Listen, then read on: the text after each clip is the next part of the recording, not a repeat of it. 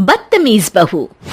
सभ्यता से भरपूर शास्त्री परिवार की इकलौती बेटी मोहिनी को बचपन में ही पढ़ाई के लिए विदेश भेज देते हैं, जहां से वो सालों बाद ग्रेजुएशन पूरी करके इंडिया वापस आती है, जो अब संस्कार, सभ्यता, संस्कृति जैसी चीजों से कोसों दूर होती है। एक सुबह मोहिनी शॉर्ट ड्रेस पहने, कानों में हेडफोन लगाए जोर जोर से इंग्लिश गाने गाती हुई घर में घूम रही होती है। सुबह सुबह भगवान का नाम लेते हैं, राक्षसों की तरह चिल्लाते नहीं। पॉप्स, आपको अच्छे गाने की बिल्कुल समझ नहीं है, सो ठीक है, चिल पिल। अरे मोहिनी, पापा से ऐसे बात करते हैं क्या? सारी तमीज भूल गई हो। ओह मॉम प्लीज, इतनी बड़ी भी कोई बात नहीं हुई, सो डोंट ओवर रिएक्ट। ऐसे ही दिन बीतते हैं जिसमें मोहिनी के तौर तरीके, रहने और बात करने का ढंग उसकी मम्मी पापा को परेशान करने लगता है। भला कोई मानेगा कि ये मेरी बेटी है? रीति रिवाज और संस्कारों से तो इसका दूर दूर तक कोई नाता नहीं, और अब तो लगता भी नहीं कि कभी होगा। अरे ऐसे कैसे नहीं होगा? लड़कियां सारे नखरे अपने माँ बाप को ही दिखाती है। ससुराल जाकर उन्हें सब कुछ करना भी पड़ता है और मानना भी। पत्नी की बात शास्त्री जी समझ जाते हैं और कुछ ही दिनों में अपने से भी ज्यादा धार्मिक परिवार में निखिल के साथ मोहिनी का रिश्ता पक्का कर देते हैं। रिश्ता तो पक्का कर दिया, पर यहाँ मोहिनी को कैसे मनाएंगे? शादी ब्याह के मामले में आटे में नमक जितना झूठ तो चलता है जी।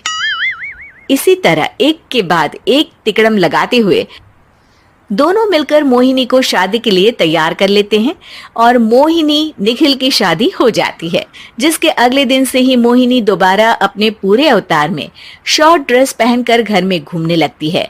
बहू को ऐसे देख सास की आंखें फटी की फटी रह जाती हैं। अरे ये क्या बेशर्मी है, हमारे घर की लड़कियां जींस तक नहीं पहनती और तुम बहू होकर इतने छोटे कपड़े पहनकर पूरे घर में घूम रही हो। सीरियसली मॉम, प्लीज आप अपनी इस 80 के दशक वाली सोच में मुझे इंक्लूड मत करो। हाय तौबा, एक तो बेशर्मी दिखाती है, ऊपर से सास के साथ जुबान भी लड़ाती है। अरे जल्दी कपड़े बदल कर आ, घर की पहली आरती तुम्हें ही करनी है। इतनी देर में निखिल भी वहां आ जाता है। माँ, पापा आने वाले हैं, पूजा का सारा सामान तैयार है ना? ये पूजा हमेशा मेरे बॉयफ्रेंड्स के पीछे पड़ी रहती थी और अब हस्बैंड के पीछे भी आ गई। मोहिनी की बातें सुन सास तो अपना सिर पकड़ लेती है, लेकिन निखिल किसी न किसी तरह उसे पूजा के लिए कन्विंस करके कपड़े चेंज करने के लिए भेज देता है, जिस पर पूजा खत्म होने के बाद वो एक बार फिर अपनी शॉर्ट ड्रेस में आ जाती है। बहू, ये क्या तरीका है? संस्कार नाम की कोई चीज है या नहीं? नहीं ससुर जी, संस्कार मेरा दूसरा बॉयफ्रेंड था, अब तो मेरा उससे कोई कांटेक्ट नहीं है।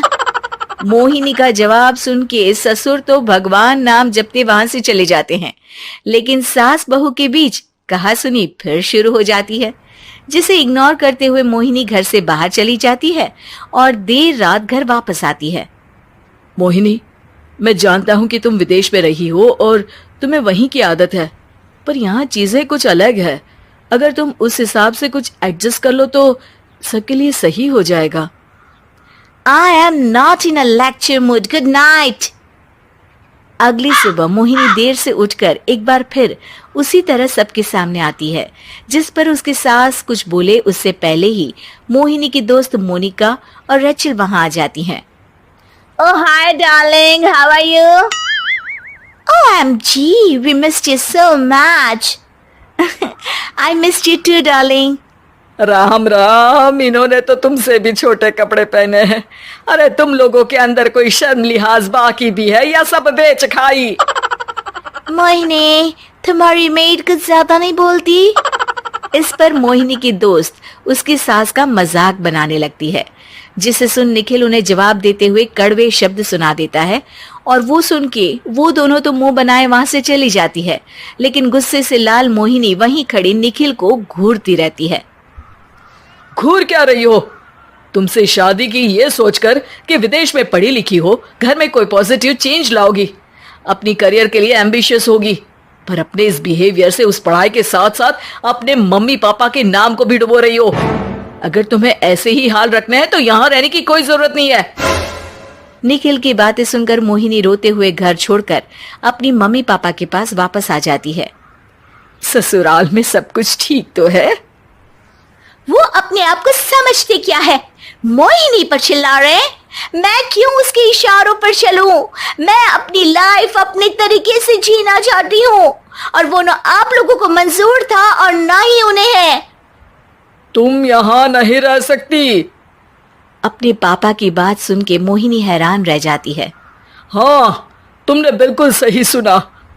अगर तुम्हें अपने इस घमंड, बेशर्मी और बदतमीजी में ही जीना है तो तुम यहाँ भी नहीं रह सकती। बेटी, मैं मानता हूँ हमारे यहाँ रीति रिवाज बहुत मायने रखते हैं और हमने उन्हीं के ओवरडोज से बचाने के लिए तुम्हें विदेश भेजा था। एक लड़की जो शादी करके घर और बच्चे संभालती है, उससे तुम अपने आप को ज्यादा समझ सको इसके लिए भेजा था। तुम उससे ज्यादा समझो और बनो, पर तुम तो किसी दूसरी ही ट्रेन में चढ़ गई बेटा। उसके मम्मी पापा बहुत देर तक मोहिनी को सारी बातें समझाते हैं, जिन्हें सुनकर मोहिनी को अपनी गलती का एहसास होता है। वो जॉब ज्वाइन कर लेती है और ससुराल वापस आकर उन्हें मॉडर्न बनाती है और खुद भी कुछ रिवाज सीखते हुए खुशी से रहने लगती।